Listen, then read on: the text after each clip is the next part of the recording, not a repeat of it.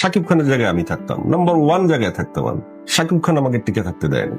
আমি যখন জীবনের গল্প ছবি করি তখন শাকিব খান তো সুপারস্টার ছিলেন না।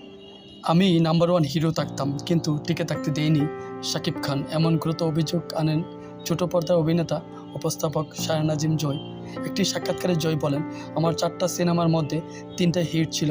আমি আজকে শাকিব খানের জায়গায় থাকতাম, কিন্তু শাকিব খান আমাকে টিকে থাকতে দেয়নি।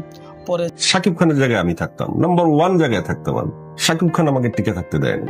আমি যখন জীবনের গল্প ছবি করি তখন শাকিব খান তো সুপারস্টার ছিলেন না অতটা, তখন মান্না ভাই জীবন সুপারস্টার ছিলেন। চলচ্চিত্র ছেড়ে চলে আসি।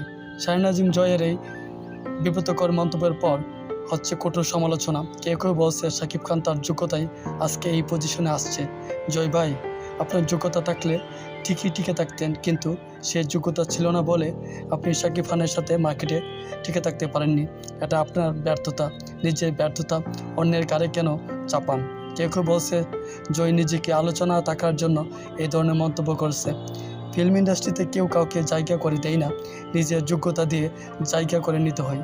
শাকিব খান অভিনয় দক্ষতার গুণে আজকে সে সুপারস্টার থেকে মেগাস্টার হয়েছে, এটা অনেকে মানতে চায় না, হিংসা করে। প্রিয় ভিউয়ার্স, জয়ের বিব্রতকর মন্তব্যের পর আপনাদের কেমন লেগেছে প্লিজ কমেন্টস করে জানাবেন।